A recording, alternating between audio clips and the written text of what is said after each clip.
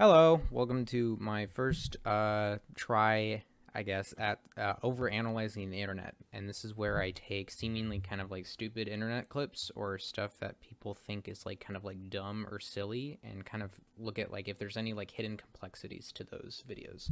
I'm going to be looking mainly at videos that are like silly or stupid, usually TikToks. Unfortunately, quite a lot of TikToks. I'm not a fan of TikTok, as you'll kind of find out from how I talk about these videos. But with that being said, I'll have more. I have more on this in my, I have like a thesis video where I talk about what exactly has led me to kind of this idea of a video series and kind of what I hope to plan and kind of what I hope you as the viewer kind of get out of this.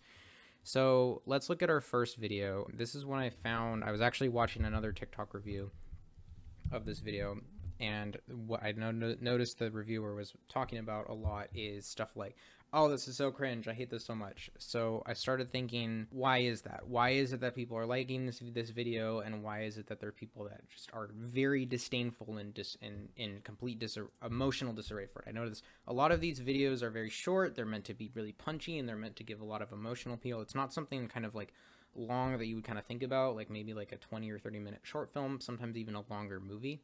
So this first video that we'll be looking at is Amy Whoaa's I'm a Burrito. So Amy Whoaa is a really popular TikToker right now. She has like a massive amount of followers. Her YouTube channel is a little around 1.8 million by the time that I'm recording this. She's obviously has a lot of internet success, and so she's dubbed herself, or I guess kind of what we would culturally define her as, is an Instagram influencer.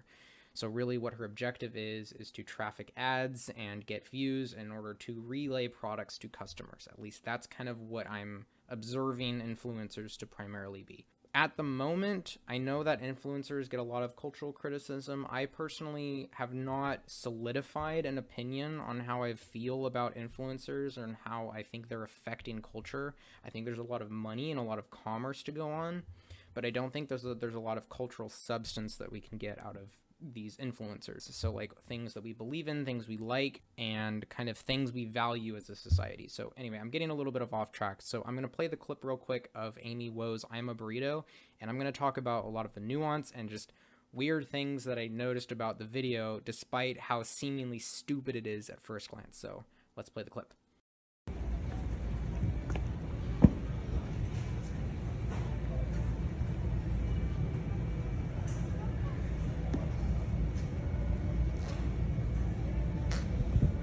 I'm a burrito. I'm a burrito. I'm a burrito. Yeah. So hopefully you watched that whole thing. You probably had the same reaction I did. I did not laugh when I watched this, despite how I just laughed at myself just then. So I'm going to talk about some of the nuance that I found in the video and some of the things that I'll be kind of over-analyzing, and you might be thinking I'm overthinking about these things, but I have thought about these quite a lot and probably way too much, and I'm often kind of thinking about these on my way mid class. I'm in college right now, obviously, and I'll be kind of mulling over these things while I'm just walking around or going throughout my day.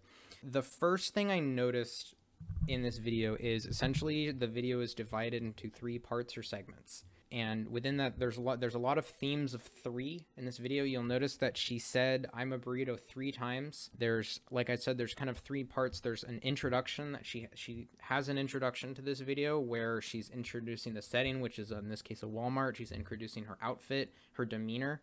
I'll get into her clothes, her choice of clothing, and kind of what that might symbolize in a little bit. Ultimately, there's a lot of things of 3. So there's that introduction of the setting and her clothes. Then there's the segment of I'm a Burrito, and then there's that final hurrah of where she goes, yeah, which is kind of like this conclusory claim to it. And so she's kind of affirming that, yes, she is a burrito, and here is why. So kind of throughout a lot of human history, and by that I actually mean Western history, and if you're a history student like me, you'll kind of know that Western history kind of used to think of itself as the kind of centralized area of historical studies. So that's kind of why I probably just referred to Western history as central, because it itself used to. I don't know if it still does. Kind of in a lot of Western history, I should say, 3 was really, really significant to them. I don't know if you've heard this. This is new to me, of this concept that was popularized by Cicero, who's a Roman poet. You've probably heard his name, which is omne trium perfectum, which means everything is perfect in threes. And so he got that from, so Aristotle talked about that, President Lincoln talked about that. We have three branches of government in democratic government. You have a beginning and a middle of an end on both music pieces, really, and movies. Movies have 3 acts. People like threes. In fact, actually, I'm filming this on November 3rd. That is that's not a coincidence. Or at least, or maybe it's a coincidence. I don't know. I'm not personally, like, I know a lot of people have, you know, there's no such thing as coincidence. You still live a life that you dread. Excuse me. But regardless, 3 seems to be a very popular number, and it seems to be a really safe number. You know, using 4s, using 7s, these seem to be like really high values. And in sort of these punchy kind of short videos that in this case, it's only 20 seconds long. It's not even a 30-second video, right? This is a very short amount of time. So people want something that's kind of like ideologically safe. So 3 is kind of a perfect number to have for this kind of video. So there's another thing that I wanted to touch on, which is public location. So why is it that influencers want to go out in these public areas and basically embarrass themselves in order to get views? What is the appeal of that? Why is it that they want to do that? So ultimately, they're taking a risk.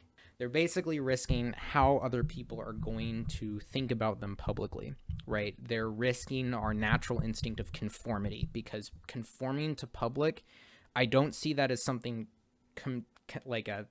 I don't see that something that you should condemn, like a lot of the anti-vaccination rhetoric I see. They see compliancy and conformity as something bad. That's just natural human behavior. If you're a psychology student or if you've taken a psychology class, you know this. I encourage you to do psychology reading if you're interested in that. But doing what other people do, that's just normal for humans, right? Like we naturally just conform to what other people are doing. So when you're taking these public risks, you're essentially going against that human instinct and you're taking a risk, and people who like that see that as valuable. And I'm wondering, I don't know if this is true, but I'm thinking that a lot of her viewers have a essentially reflected glory from taking this risk. So you've probably heard of, I don't know if you might have heard of this concept. I learned about this in social psychology. It's called Berg, or basking in reflected glory. And what that ultimately means is it's kind of like the kind of case example for this is sports fans, right? If you're a sports fan, you're watching your favorite athlete do a touchdown or whatever they do in sports, and then you go, yay, my sports team won. But you yourself are not doing that, right? We do that all the times in things. You know, you might do that if you're watching a show or an anime or a movie and you're like, yes, the protagonist, like went over these hurdles, right? And you feel a kind of secondhand victory. You feel like you also succeeded and that your favorite protagonist succeeded in doing something.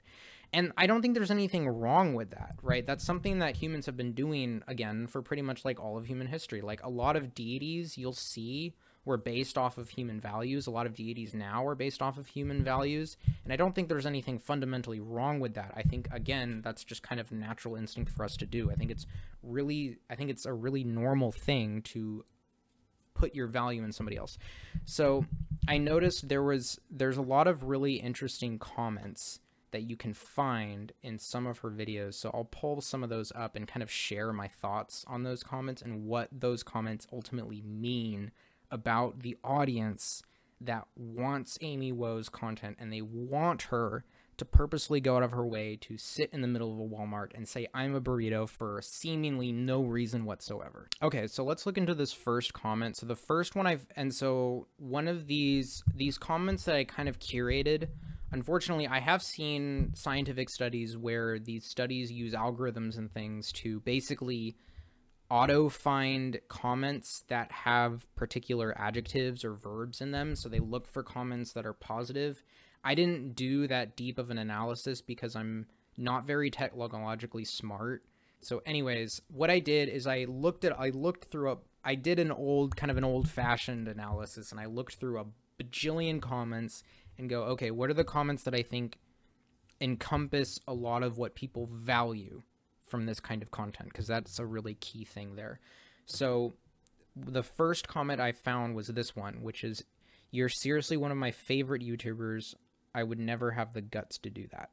So this is kind of what I was talking about earlier in this idea of basket in relative glory, right? There's this, basically, this person sees that they have a value that they have reflected in this person in being goofy. There's a lot of explanations here. This was obviously typed quickly and hastily to kind of show that there was a lot of positivity that went into this comment. Oftentimes when we're very overly positive, we tend to make a lot of mistakes, but then we overlook those mistakes because we feel good. That's why people that are high do stupid stuff, because their positivity has been incredibly inflated, so they feel like superheroes. Anywho, there's obviously showcases of that in this comment, but then there's the use of the emoji. Emojis, obviously, that's in their title. They convey emotion somehow, so there was obviously something explicit that they wanted to talk about here. And obviously the plethora of exclamations is also once again showing just the dramatic amount of positivity. So then there's this next one. It's, "I just love how you say I'm a burrito. I just love how you say," I just love how you say I'm a burrito. I just love how you say it. Okay. And then there's a lot of hearts. Wow, that's a lot of love. Okay. So obviously there's some things to keep in mind here, like syntax, tone. So the timing, so syntax, or actually rather than syntax, I should say the rhythmic timing. So the rhythmic timing of her tone, the tone itself, and also her accent, because she's from Florida from the information I gathered, but her accent sounds not normative. Like, it doesn't sound like a typical American white female, which also is primarily what her audience is. So let's look at this next comment that I saw. And this one is really funny, and it's kind of one of my favorites. It's, "Amy puts a lot of hard work in all her vids." So there's a couple things that I want to talk about here. I think there's obviously an oxymoron in this comment itself, because all is spelled wrong. Videos was shortened to just vids. There's no punctuation. I mean, you can say like it's the internet, whatever, but I find it funny that this person is like, "Oh, this person does a lot of hard work and I'm not going to." And I'm not saying this to be condemning of Amy or her content or anything like that, but this is, in reality, this ultimately is low effort. It took a very short amount of time to make. There was no dubbed audio. Dubbed audio is kind of hard to do in visual content. If you've done any kind of like film work or you've done anything with AV, you obviously know that. But dubbing audio into videos is something that takes a lot of patience and it takes a lot of persistence, right? So this isn't what I would call hard work. And so then it also talks about people valuing hard work. Work is weird in America right now. It's like people want it, but then they hate it. So then where is the middle ground between that?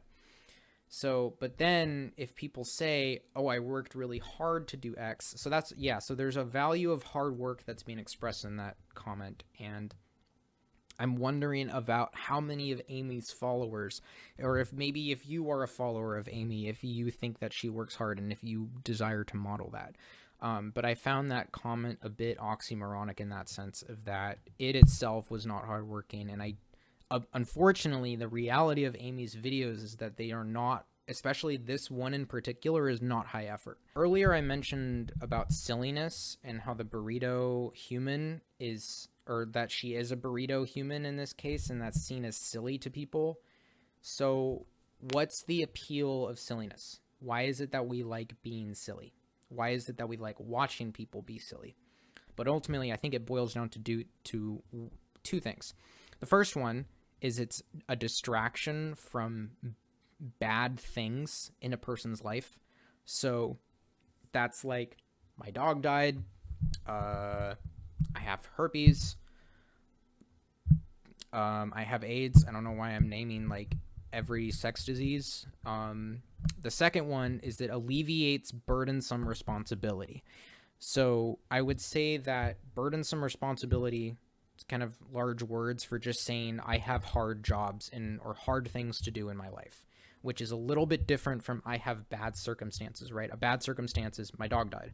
A burdensome responsibility is I have to take care of my sick dog, right? So it's kind of like bad situation, bad job. With bigger words, it's unfortunate circumstance and burdensome responsibility. So I wanted to touch on the audience again.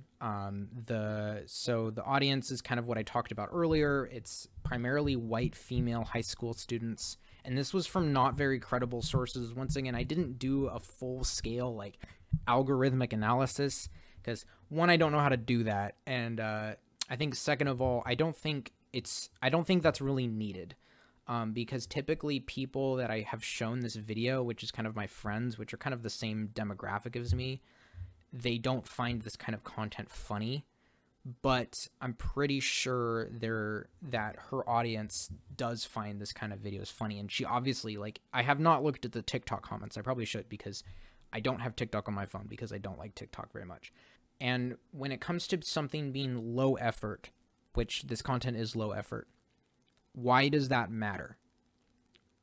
So there's that famous saying people use of there's that famous saying people use of quality versus quantity. This is the inverse of that. Because in this regard, they're basically able to make video after video in quick succession in order to gain views. If you go into their TikTok page and you see that they have this plethora of videos, you're more likely to watch all of those videos to kind of see if the similar content, if you liked it. Because if you liked certain content but there's not more production, there's no more future content to be made. So in this case, this style of sketches is very industrialist, right? Like I would say, and I don't think Amy Whoa purposefully identifies herself as an industrialist, but ultimately this type of humor is very industrial, right? Like it's meant to elicit certain responses, that being like humor, relatability, things like that, and it's going to be made in a very fast, rapid succession, right? Like the most ideal content creator is going to be making similar types of videos with enough entertainment that the viewers like them every single day, right? And is there something wrong with that model? Is there something fundamentally flawed with the idea that you should come up with something funny and original and creative every single day?